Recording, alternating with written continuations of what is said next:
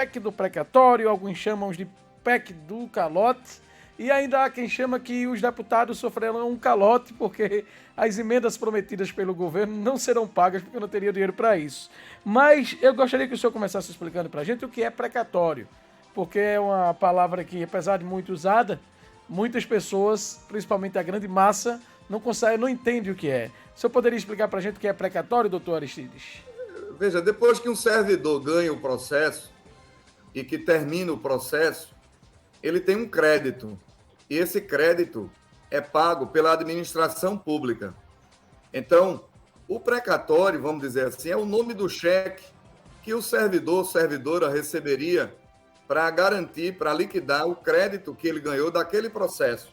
Então, quando se fala de precatório, a gente está falando de um crédito que o servidor, servidora tem e de um débito que o governo tem com esse servidor. Então, no caso da PEC 23, que chama PEC do calote, por que calote? Exatamente porque depois de ganhar o processo, de já estar pronto para receber o processo, o governo federal adia por 10 anos o pagamento desse dinheiro.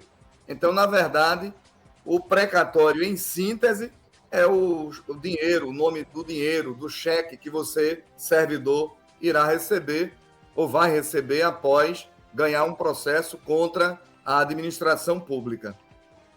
Neste caso, o que os deputados fizeram ontem foi dizer que o governo não precisa pagar, por exemplo, em 2022. Essa dívida pode se estender e o dinheiro que seria para pagar esses débitos vai servir para o Auxílio Brasil. É isso, doutor?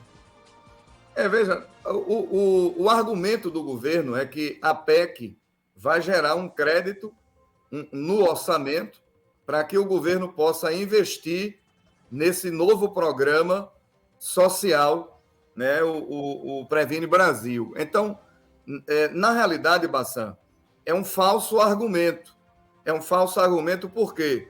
Porque o governo teria diversas outras alternativas para gerar recursos orçamentários e também financeiros para poder desenvolver qualquer tipo de ajuda, de contribuição à população carente brasileira. Por que é que tinha que ser dos precatórios, que dá em torno de 90 bilhões, que o governo federal deve ao povo brasileiro, aos servidores brasileiros? Então, essa foi uma forma de não pagar, principalmente, aos professores, que têm 54 bilhões em créditos do precatório pelo Brasil afora, e o governo, desde o primeiro momento, desde o novo Fundeb, que não quer, por hipótese alguma, garantir os direitos da educação. A impressão que eu tenho é que o governo tem uma raiva muito grande quando vê a educação dando certo no Brasil. E nós sabemos que os profissionais da educação dão essa contribuição ao Brasil. Então, o governo federal, sobre esse pretexto, mandou essa PEC para exatamente parcelar por muitos anos, 10 anos, em regra, esse dinheiro que os servidores têm para receber do governo federal. Depois fez um acordo para pagar em 3 anos aos professores que têm crédito oriundos do precatório do Fundef. Então, pelo menos diminuiu o impacto para esses professores, mas não deixa de ser um calote, porque nós estamos falando de 3 anos. Então, o objetivo do governo é adiar essa obrigação do governo federal para exatamente, com esse dinheiro, investir nesse novo programa. Essa é a lógica. Mas, no entanto, acaba com o programa Bolsa Família, que funcionava no Brasil há 18 anos e poderia simplesmente ter dado continuidade ao Bolsa Família, poderia até melhorar o programa. Mas o que é que ele faz? Ele acaba com o programa Bolsa Família, cria um novo programa e esse programa novo, ele tem data para terminar. Vai terminar exatamente após a eleição. Então, neste sentido, é muito ruim, porque troca um programa de governo, um programa de Estado, que permaneceria por muitos anos no Brasil, por um programa provisório que tem validade de 1 ano. Então, ninguém sabe o que é que vai acontecer depois deste ano. Então, é um programa eleitoreiro, é um programa que retira direitos e que não foi criado especificamente para contribuir com a nação brasileira, e sim com o interesse de reeleger o presidente da República, e esse é o único objetivo. Infelizmente, a Câmara aprovou, né, e está seguindo essa PEC para o Senado Federal, onde lá também será votado pelos senadores, e aí eu já convoco todos os servidores, toda a população brasileira, para pressionar os senadores para rejeitar a PEC 23 lá no Senado. Eu fico imaginando, doutor, a gente já tinha o Bolsa Família, que era um programa que já estava aí há 18 anos, já estruturado.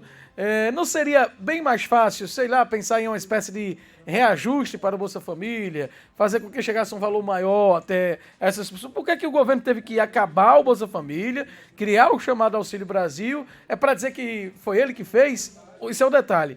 O segundo detalhe, esses mesmos integrantes do governo que criaram o Auxílio Brasil foram os mesmos que antes de estar no poder criticavam o Bolsa Família, chamando de esmola e que servia para muitas pessoas não querer trabalhar, e hoje institucionalizaram isso aí, fizeram o mesmo procedimento, sendo que com um nome diferente, para dizer, não, quem está fazendo Auxílio Brasil sou eu. Bolsa Família não existe mais. Veja, o Auxílio Brasil é um programa eleitoreiro. O Bolsa Família é um programa de Estado. Por que de Estado? Porque entra e sai presidente da República e o programa continua. Oi? Fala, doutor. Estou ouvindo. Veja, eu estou dizendo o seguinte, que um programa que entra presidente, sai presidente e ele permanece, esse é o tipo de programa ideal. A exemplo do Luz para Todos, que garantiu a iluminação na zona rural, o programa Minha Casa Minha Vida, que garantiu habitação para muita gente, principalmente também da zona rural, que não tinha acesso a uma casa para morar, não é? E por exemplo, o SAMU é um programa de Estado. Vocês não imaginam a importância de um programa como o SAMU para quem precisa, uma UTI móvel que resgata, que leva aquele que está precisando imediatamente para uma unidade hospitalar mais próxima. Então, são programas como esse que a gente admira e são programas premiados no mundo todo. Aí o presidente da República cria um Auxílio Brasil, que tem validade de 12 meses, e depois desses 12 meses, ninguém sabe o que é que vai acontecer, porque ele extingue, ele acaba com o Bolsa Família. Hoje, quem está credenciado, recebendo pelo Bolsa Família, não sabe se irá receber pelo novo programa e, além disso, é um programa que tem validade de 12 meses. Depois que ele acabar, nem Bolsa Família e nem Auxílio Brasil. Então, essa insegurança é muito ruim, porque depois da gente estar convivendo com essa pandemia, desemprego, economia perdendo investimentos, o povo psicologicamente está muito comprometido. Então, o que mais o povo brasileiro precisaria nesse momento era de uma segurança para melhorar o seu dia a dia, e não um programa provisório que nem sabe se vai ou não receber, e se receber, vai receber por 12 meses. Depois ninguém sabe o que é que vai acontecer. É lamentável, Bassan. Pois é. Vamos aguardar os próximos capítulos desta história aí. Doutor Aristide Júnior, queremos agradecer a sua participação conosco, sua disponibilidade, e até o próximo encontro. Apareça mais vezes, a gente enriquece o programa quando ouve o senhor falando, viu? Bassan, muito obrigado para você, para todos os ouvintes. Aproveito para agradecer toda a minha equipe, da Félix Oliveira, que se esforçou bastante para garantir esse acordo com o município de Vitória, e aproveito também para agradecer a todos os servidores que acreditaram nos seus sindicatos, no Sindiprov, no Sindivisa, e também estendido aí a todos pela gestão pública que contribuíram com esse nível de diálogo, pessoal do RPPS, representada aí por Rubem de Deus, e a prefeitura pelos procuradores, por Felipe, e encabeçado aí, capitaneado pelo prefeito Paulo Roberto. Então, parabéns a todos pela mesa de diálogo e pelo resultado que nós conseguimos aqui em Vitória, pela reforma, pela adequação da Previdência no município de Vitória. Um forte abraço e até a próxima oportunidade, Bassan. Quando for aprovado o projeto, aí a gente volta a comentar a respeito, tá bom? Tá bom, querido, um abraço. Conversamos com o competentíssimo advogado, doutor Aristide Júnior, falando com os ouvintes do Pernambuco no ar.